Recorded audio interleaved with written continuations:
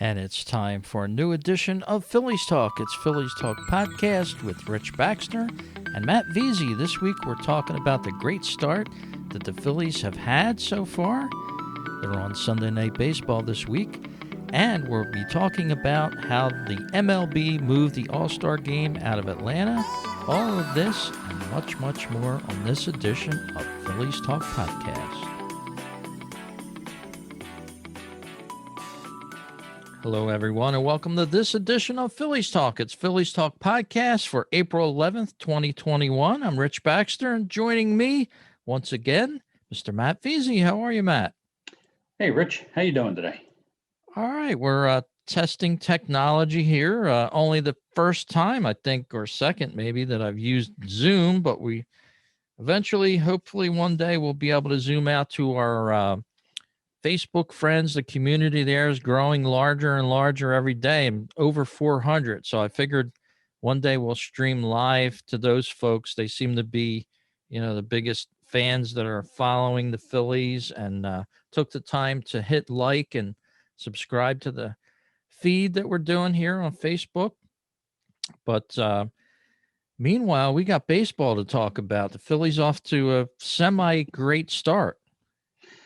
Yeah, they were off to obviously a good start. Had a nice homestand there, winning 5 out of 6. They've dropped the first two here in Atlanta, going on the road. And while you expect things to be tougher on the road, the other team's getting their, home season opener. So you figure they got a lot at stake. So that first game, I guess you can almost kind of say, okay, you got to hand it to the other team. But last night was Saturday night, a little bit disappointing. 1-run loss. Loss goes to Archie Bradley, gives up a run for the second straight outing. And here, I don't know if you picked it up this afternoon, Rich, but the late breaking news here in the afternoon, Archie Bradley turns out he's injured. The Phillies put him on the injured list with an oblique. So there's supposed to be a corresponding move coming soon. I'm trying to keep my eye out for that, but it looks like the Phillies are going to be without their new right-handed reliever, Archie Bradley, for at least some time. And that probably that probably gets you some of the reasoning, why he had some struggles last night. Gave up hits to 2 of the 3 batters he faced last night, including the hit that put the Atlanta Braves ahead for good. So tough loss last night, 1-run loss after they had come from behind a little bit, got home runs from Kutch and Bryce Harper's first homer of the year. But all in all, as you said, it's hopefully they'll maybe bounce back here on Sunday Night Baseball. That's where we are right now. We're recording this on Sunday afternoon, April 11th. The Phillies have Sunday Night Baseball in the finale against the Braves this evening. And right now they're sitting at 5-3. There's still a game up on Atlanta, who is 4-4 in the standings. So, all in all, it's a good start, and let's hope they can get back in the win column. Yeah, it's a great start. They've sort of leveled out a little bit, so to speak, and it's going to be a good game tonight down in Atlanta. And it's so nice to see a game from Atlanta after all we've heard in the last week with the MLB moving the All-Star game was going to be kind of a showcase for Atlanta. I know they've been waiting a couple years to get that All-Star game down there, as the Phillies have been waiting, since Citizens Bank Park opened. I don't believe they've had an All-Star game there yet.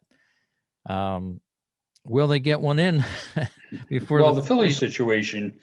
The Phillies situation was known. It's been known for a few years now that the Phillies were withholding their bid until we had the All-Star game here back in when I was a kid. When you were a kid too, back in 1976, for the American Bicentennial, and they got another one 20 years ago. 20 years ago, 25 years ago now. I'm trying to do my math. 1996, also at the Vet. But just like with that bicentennial, they have the whatever you would call, I know there's a word for it, the 250th anniversary of the country coming up in 2026. Mm-hmm. And that's where the Phillies have been pointing towards. So that's really why Citizens Bank Park hasn't gotten an All-Star game yet. They discussed it, I believe, in the first decade that the ballpark was open, and the Phillies ownership said, let's point towards that 2026 date. So right now, I believe right now that they have the 2026 All-Star game. I don't think it's been officially, awarded, but it's kind of one of them wink and a nod things from MLB, like we're going to hold that one for you guys. As far as Georgia goes, I don't know necessarily want to get into politics here on a sports, baseball talk show, Rich, but it's all politics to me. And it's a pretty lame move by Major League Baseball. Major League Baseball's, in bed with China. They're in bed with Cuba on different deals. I'm sure that there's a bunch of Major League Baseball executives, if not Rob Manfred himself, watching the Masters tournament this weekend, which is held in Georgia. So the voting laws, they're concerned allegedly about voting laws in Georgia, the change there. Meanwhile, a lot of the same voting, requirements and the same voting procedures take place in Colorado, where they're moving the All-Star game to Denver, and a number of other states where Major League Baseball has ball clubs. I don't see them pulling their games out of Atlanta. How hard is Major League Baseball coming down on the Braves for their nickname, for the tomahawk chop, that their fans do? But Yeah. all of a sudden, Major League Baseball is woke. They woke up, and they're moving their All-Star game. So what they've basically done is they've taken a lot of jobs out of Atlanta. There were a lot of people that were going to make money, little people who depend on the ballpark work, and that were dependent on the All-Star festivities, hotel workers, restaurant workers, things like that. All those people are now going to lose because Major League Baseball decided to get woke and move their All-Star game out to Denver. So you got me started, Rich, but there it is, and that's the reality of it. People can say anything they want on the other side, but that's the reality of it, and there's no real defense against it. If you want to speak out against something, fine, but to move a major event like that after all the planning, the civic planning that the city of Atlanta and the state of Georgia have gone through for that event, for all the things that the like I said, the little guys, the workers there in the Atlanta ballpark and the Atlanta metropolitan area who would have benefited as far as like I said, hotels and restaurants and transportation, Uber drivers. I mean, anybody that you can think of. Yeah. That's who Major League Baseball hurt with this move. Georgia didn't hurt it. The politicians in Georgia, the people who changed the voting laws, they didn't change. They didn't hurt those people. Major League Baseball did it, and they should be ashamed of themselves. Yeah. It's a combination of bad ingredients, so to speak, that swirled around the whole issue. Um, some news came out this past couple of days about different pressures that were put on the MLB. Would they be looked upon in a bad light because of it, so on and so forth? But we do know that they just yanked the game out. And like you said, a lot of people had plans, reservations, tickets, probably. And it's the people that got hurt from Atlanta, the very people that you want to help, and they've been waiting for this for years. But it'll be moving to Colorado, and a call to protest by certain sides of this. I don't know. I usually like the All-Star game. I haven't really decided if I want to protest the game by not watching it at all. I guess as it gets closer, I'll decide. But I I try to leave politics alone with baseball. I love baseball for the game it is, and I wish they wouldn't have to choose a side on politics. And unfortunately, it seems like that's the case. So, Well, but you know what, Rich, the shame of it really is what you just mentioned. They don't have to choose a side. Major League Baseball did not have to take this action. They could have come out with some kind of strong messaging. They could have used the All-Star game itself to to speak about these if they feel like they are legitimate problems. They could have used the game. The All-Star game was supposed to be held in Atlanta. They could have been celebrating Hank Aaron, who just passed away. Who Yeah. was a big superstar down there in Atlanta, and is as much as he is in Milwaukee, he also is in Atlanta, a legend. So they could have used this to celebrate the memory of Hank Aaron, Henry Aaron. They could have used this to express, different viewpoints on that issue, but instead they chose to run away, make a woke, as I said, message, give in to the immediate peer pressure, but and it's the peer pressure by certain far left groups. It's not by everybody. It's not by most baseball players, I can tell you that, because most Major League Baseball players, whether fans out there are aware of this and like it or not, most Major League Baseball players just self-describe as conservatives. Just take a look right now. If anybody doubts me, go to your favorite baseball players and their Twitter accounts, and then see who they follow. Right? As a perfect example, I was just checking on Cole Hamels the other day because I wanted to see what Cole Hamels' status was. He's a free agent still, and I wasn't sure what was going on with him. And I couldn't find anything. And there is nothing out there on Cole Hamels and what is going on with Cole Hamels, right? Other than, his charitable endeavors and that kind of thing. Well, here I said, well, let me just see if somebody in his circle might know.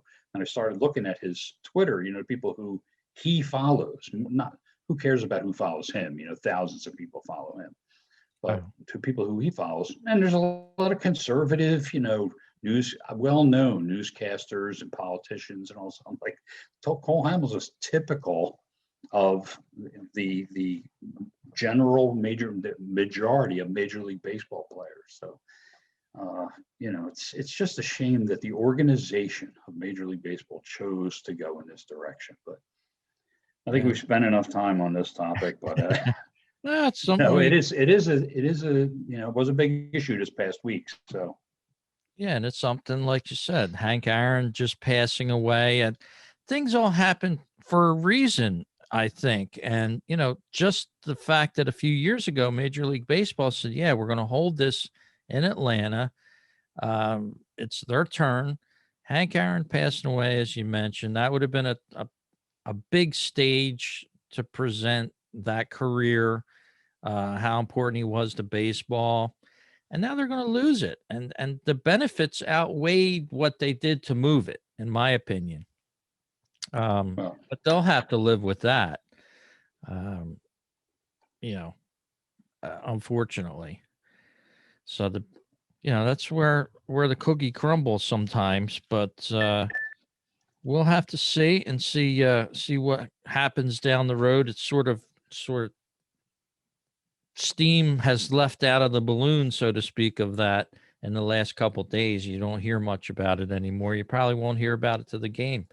And as you said, some players just play baseball. They just think about baseball. I'm thinking probably half of them don't even care about politics for the most part, except if it come to their paycheck getting more taxed. But to get back to baseball and the actual playing of baseball, when you say people are interested in playing baseball, really interesting thing just popped up on my social media feeds here, where for Phillies fans might be interested in. Maikel Franco, our old friend Maikel Franco, just hit his first Baltimore Orioles home run. And you know who he hit it off of? Boston Red Sox pitcher Nick Pivetta. How about that? Maikel Franco homers off Nick Pivetta. And they've been Phillies teammates for the last maybe 5 years. So pretty interesting development out there. I'm sure they know each other well. It's interesting. I didn't even know Franco was playing for the Orioles. Yeah, he signed late with them, Rich, and pretty much stepped right into their starting lineup. So he's their starting third baseman. That's pretty cool. Well, as you alluded to at the beginning of the podcast here, Bryce Harper's first home run, and it was a laser off the bat last night. Sort of remind me of Chase Utley's quick cutting, swing the bat and the ball's out of here type of home run. Bryce is, it's just a matter of time. Watching the game last night, I heard the commentators mentioning that this was the longest that he had gone at the start of a season without homering since his first season, since his rookie year when he was called up in 2012. So it was only a matter of time. Bryce is he's one of them guys that's going to go on that kind of roll at some point where he's going to carry the ball club for, a week and a half. He's also the type of hitter that he'll go into a slump once in a while, and next thing he's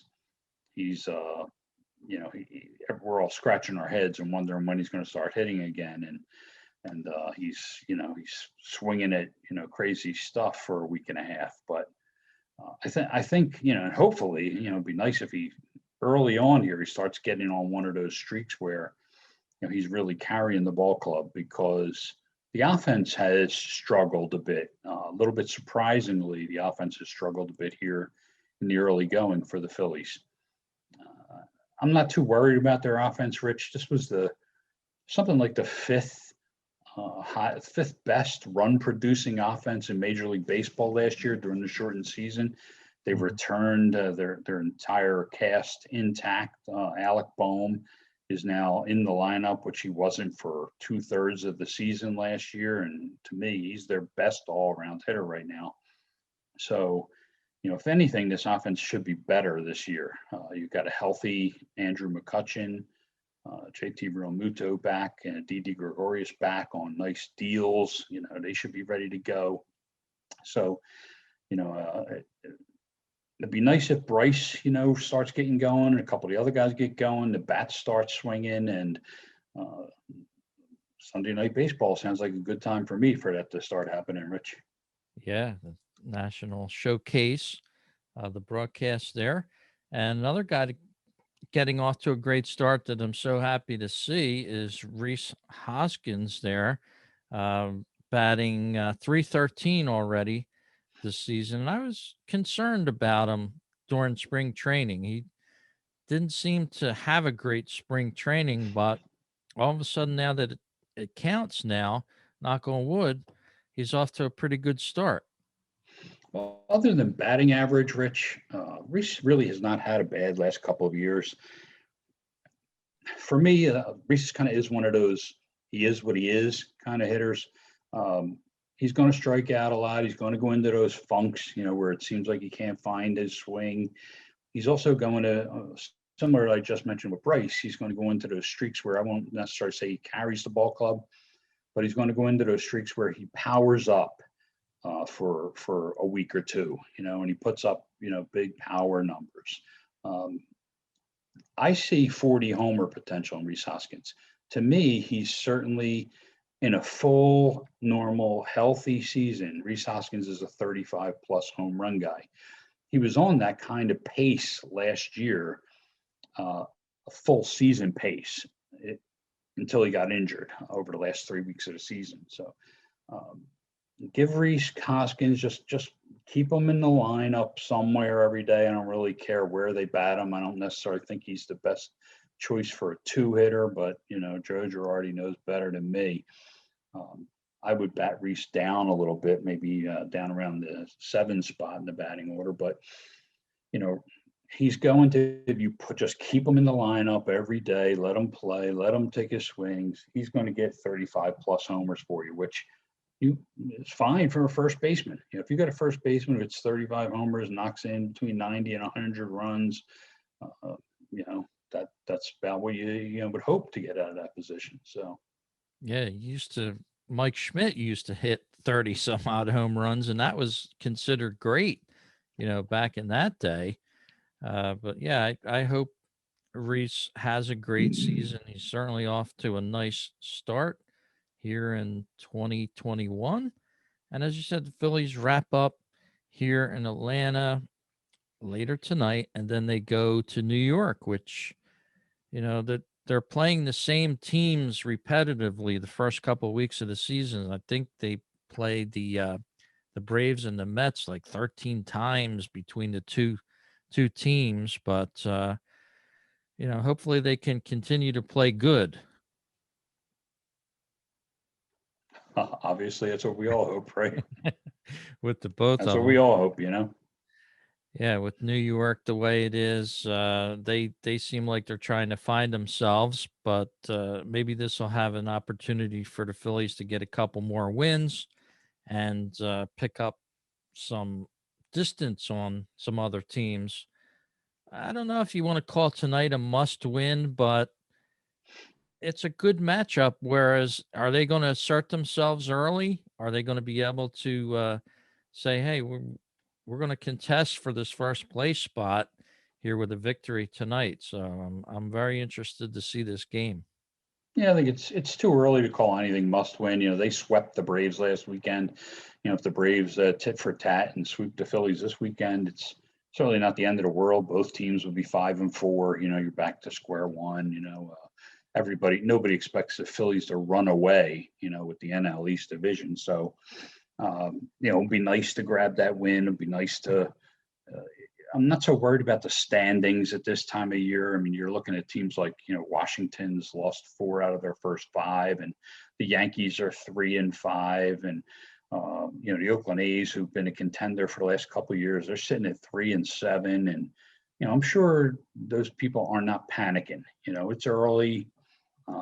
You'd like to get off to a good start, but I don't think that the Boston Red Sox at 5-3 are necessarily going to win their division. I don't think that the San Francisco Giants at 5-3 with Gabe Kapler are going to be a playoff team. And those teams are first place teams off to good starts. So while it's nice, it's obviously you'd rather be 5-3 than 3-5 or 3-7. It's early still. There are no must-win games right now. It's just a question. You don't want to get the ball rolling too hard and too long in the other direction. You don't want to lose too many in a row. You want to come in there and hopefully the Phillies will put a stop to this little 2-game skid. At least take one game in this series, and then we'll move on to New York. Sounds like a plan. Aaron Nola started the season off for the Phillies. What did you take from that first start from him, and what's been happening since? Well, what's been happening since. I mean, he's only had 2 starts. You know what I mean? So Noah is fine. Looks fine to me. I think he's going to have a big year. He had a first start. He went 6 2/3 innings. He struck out 6. He had no walks. Allowed a couple of earned runs, and the Phillies won both of his starts. He won that opener 3-2 against Atlanta. He got good run support in the second game. The ball club won 8-2. He was knocked out after 4, but the problem in that second game, if you were watching it, Rich, was he was struggling with his command a little bit. He was like right around the zone, but he wasn't. It was just missing. He was just a little bit off. And that caused his pitch count to uncharacteristically build up quickly. So in the end, he minimized the damage. He kept it to 1 earned run, but he did allow 6 hits and walked 2 batters in just 4 innings. So he was putting a lot of guys on base and pitching out of a lot of trouble. I think it's a good sign that he was able to pitch out of trouble, as difficult as obviously his command was for him that in that game, for him to get out of there with just having allowed 1 earned run. That's what we call that. He battled through it, and that's a sign, I think, of maturity, a sign of a veteran leader in the rotation. And so he's the least of my worries at this point. As long as he's healthy, Aaron Nola is, going to be one of the top pitchers in baseball, one of the top, 15 pitchers in the game this year. Yeah, 2 starts on the season, no decisions yet. As you said, he's given up a lot of hits, 12 so far. So maybe he can get that under control. Only 3 earned runs given up with 2 walks. He's got great strikeout. He'll be not facing Jacob DeGrom when the Phillies go up to New York. DeGrom just pitching last night. Uh, they might catch him on Wednesday on the 5th day. I'm not quite sure. Haven't looked ahead yet. But how about the Grom's night the other night? 14 strikeouts and the Mets lose. Rich, two things on DeGrom. One is that he looked fantastic in the Grapefruit League, and then he's just carried that over into the season. And he, to me, there's, it, I'd like to hear the argument, against that he's the best pitcher in baseball right now. I think that's hands down. Jacob DeGrom is the best pitcher in baseball right now. He has to hold it up over the course of a whole season and stay healthy and all that kind of stuff. But given his health, he's a tough hombre to go up against right now. Now, as far as you said, his losing, that's real head scratcher. I mean, that's become a real issue. The Mets just do not score runs for him. So, that's fluky to me, but I don't know if it's that kind of thing where they get in a mindset of they know, hey, Jake's going to shut him down. We just need to get a run or two. Well, that's what your mindset is, just get a run or two. You're going to struggle. And it's not as if either the other teams don't have pitchers, so if you run into Jacob DeGrom's pitching his typical great game, but you have a strong pitcher going up against him, you better find a way to still score, even with DeGrom on the mound. You better find a way to score 4 or 5 runs. In Major League Baseball, to win a lot of games, to win most games, you have to score 4 runs at least. You score 5 and you're going to win most nights. And that's going to be even with Jacob DeGrom on the ground, on the mound. He's going to win more of those games when you only get 2 or 3 runs than anybody else would. But you can't count on it. I mean, I'm sure he would appreciate a nice 4 or 5 run outburst as much as anybody else. Yeah, looking ahead here, I just brought it up on the screen. If you're watching the video portion, looks like Wheeler's going to get Wednesday night, and Nola possibly. I think he was up for Tuesday night. So no pitcher put up there to face him yet from the Mets, but looks like Nola on Tuesday night and Zach Wheeler on Wednesday night. So the Mets fans will get a little dose of Zach Wheeler on Wednesday night. Wouldn't that be a matchup? Zach Wheeler and DeGrom. Wow. Well, Phillies are in their normal rotation, and right now Girardi isn't skipping anybody. He's giving Chase Anderson his starts as the 5th starter. So they're going to go with Chase Anderson on Monday, Nola, then Wheeler Tuesday, Wednesday. So the Mets haven't announced their rotation, but the Mets are having some problems right now with their starting rotation beyond DeGrom and Marcus Stroman. Some injury problems. David Peterson didn't look good. He's going to get the start tomorrow against the Phillies. The Phillies kind of whacked him around the first time around. So after Peterson, they haven't really, they have a lot of question marks, and the question marks are mostly because of injury. So they haven't released who their starters are going to be yet on Tuesday or Wednesday, and it'll be interesting. And you talk about DeGrom pitched. When did he go? Saturday night. Yeah. They're not going to bring him back on Wednesday. It's too early in the season. The weather, is a little bit cool still. To bring a pitcher back on 3 days rest, I just can't imagine that. It's really pushing it. Maybe if it was the end of the year and they had a big game or something, they would do it. But they don't know who they're going with. But I can almost guarantee you they're not going to, at this point in the season, bring DeGrom back on 3 days rest. So I would say that the Phillies are pretty fortunate there that they're going to skip DeGrom, and we'll see who they do go with. But I guess today would be Stroman's day for the Mets. So it really is a TBD, on Tuesday and Wednesday for the Mets, to be determined. Yeah. And DeGrom with that stellar 0.64, 0.64 ERA. I'm glad the Phillies are missing him when the Phils finally get up to New York to play the Mets. And Other than that, it's a good start to the season. I'm pleasantly surprised, although I'm starting to get a little concerned with the Phils. You know, I'd love them to make another run. They need to win. That's all it is. That's So just a they couple don't, nights, Rich. It's just too early to be worried. You know what I mean? Too early to be concerned.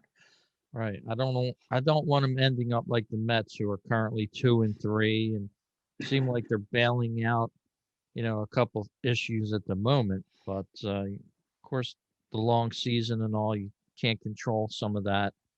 But looking forward to tonight's game, and Atlanta will take them one at a time, and that's all we can do. But I wanted to thank everybody out there for listening to the podcast. And where can they find you on the web these days? Well, my website is still out there, mattveasey.com. That's MattVeasey.com. I haven't been doing a lot of writing lately, Rich. What I have been doing is I'm not sure if you're a member or not of the Internet Baseball Writers Association of America, the IBWAA. But Yeah. the IBWAA, if fans want to follow it, it's at IBWAA on Twitter. And they put out a newsletter every day. They'll send a newsletter to membership, and I've been signing up to write one piece each month for the newsletter. So I just had my piece the other day, which was about COVID and how the COVID situation is still an issue that we have to deal with in baseball. For anybody who was paying attention, last weekend's opening series between the Mets and the Washington Nationals was postponed completely because the Nationals had a COVID outbreak in their organization. Resulted in a number of Nationals players being put on the COVID IL and some on the longer IL, and really affected the start of their season, not in just the first three games. Their fourth game of the season on Monday against Atlanta had to be postponed. That was made up as a doubleheader on Wednesday. So that has probably, to me, almost certainly contributed to the Nationals' slow start. They've been missing a bunch of players. They've had some players begin now to trickle back into their lineup. I saw on Friday they got about 3 or 4 of the players who have been on that initial COVID IL back with them. So I guess the takeaway is, and what my highlight of the piece that I did for the IBWAA is that COVID isn't gone. I got my second COVID shot, the Moderna shot, last Tuesday. So I'm almost a week, out from that. And they say when you get 2 weeks out, you're kind of 100%, free and clear out of that. So I'm actually looking forward to getting 2 weeks out from my Moderna shot and being able to go out to lunch and hug my daughter, and Yeah. maybe see my grandkids, a little bit more, and visit with some family, see my brother and his family, and my wife's sisters and their family, and that kind of thing. So, we're looking forward to that, but it's not over. I saw a stat where I believe it said, even though you'll see a lot of statistics going on out there in social media and on the news, more and more people being vaccinated every day, and they are. But still, even with all of the people that are now being vaccinated, there's still something like 4 out of 5 people that haven't been vaccinated. Now that pace the pace is picking up already, and they're supposed to be opening up the vaccinations to, I think it's everybody 16 and over all across the country within the next maybe couple of weeks. So certainly as we get through April and into May, you're going to see the numbers get a whole lot better.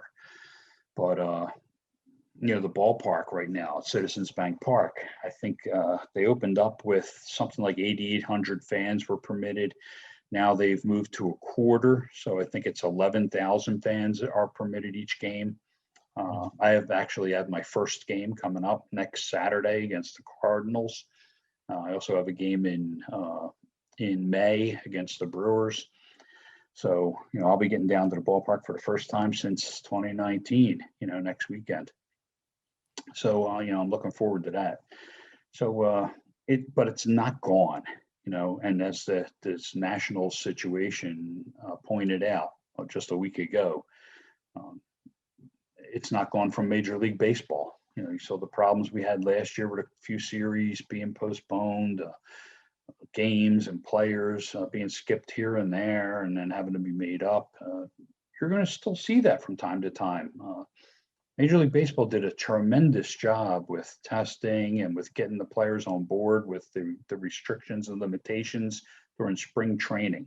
And I talk about that in the article as well, and people can read that at my website now. But it's a it's been issued. It's been affecting the entire world, the entire country for over a year now, and while we're making tremendous strides forward and we have the vaccines on, I recommend everyone out there to get vaccinated as soon as you can. It's not over, and it's not going to be over this year. We're going to make tremendous strides in moving forward, and we're going to loosen up restrictions a lot, but it's not going to be gone. And I think that we need to remain steadfast. We need to remain being careful, being a little bit cautious, but also, while we start getting back to normal, understand that until you get vaccinated, and even while you're vaccinated, until you're fully covered, that you need to still be careful. Yeah. Yeah. And even then, you want to be careful. You've heard stories, people vaccinated and for whatever reason k- get the COVID-19. I know my cousin just found out the other night on Facebook. I didn't know she had it, and she's still in the hospital with lung scarring and clotting in the lungs, and it's very scary. It hit me home. It's really the closest family member that uh, not has had it, because my son had it, but he was virtually unaffected by it, thank God. But a cousin that close to you, and then all of a sudden you hear that they're affected by it, it brings it closer to home. And as you said, until things like that happen, you read about it, you hear about it, and it's an invisible enemy, so to speak. But still have to be vigilant. And anywho, check out. And I apologize to you. The best place for people to get me besides the website is at the Twitter feed, Phillies Bell. So if you follow at Phillies Bell on Twitter, all kinds of Philly stuff there every single day. Very cool. And I've backed away from Twitter a little bit in the last few months, but I'll be back, I think. And of course, Fighting Phillies is the handle there, and Fighting Phillies at the website, fightingphillies.com. It's the home for Phillies Talk Baseball. I just wanted to give a shout out to a listener that just started following our show named Velma. And I want to thank Velma for adopting to the show so quickly. I no sooner told her that, oh, yeah, I do a podcast, and she's playing it on her phone. So thank you, Velma, for listening, and everyone else out there. And can't wait for the next show with you, Matt. Talk about the Phillies, see your observations of the ballpark. You'll be out there soon, you said. So I'm interested to hear the changes that are out there, the differences that you'll experience walking right through the gate from step one. For those of us that probably may not make it to the ballpark this year. I'll be stepping through that gate, Rich, and I'll be stepping out to left field to where Bull's Barbecue is, grabbing There, myself a Bull's Barbecue pulled pork. That's turkey what I'm leg. looking forward to. Now, Sounds pulled pork is my sandwich out there with the Bull. So sounds say hi great. to Harry Decay and his statue. Richie doesn't have a restaurant anymore. No, No, I no didn't more know Harry that. Decays. They renamed it something. I'll have to pick up what it is, but I was told the other day, and now it's slipped my mind. But there's a Yeah, new sponsor, I guess, that came along and put their name on it, and it's no longer Harry Decays, but his statue's still out there. it's amazing. Yeah, it seems like throughout the years, things like that'll start to drift away. It's a shame because it has some great memories for a lot of us. And once they do stuff like that, it sort of waters things down a little, unfortunately. But I'll be looking forward to hearing what you find out at the ballpark and what you experience out there um, on your trip. So we'll Can't talk wait. to you again on the next edition of Phillies Talk Podcast, everyone. Thanks for tuning in. All right, go Phils.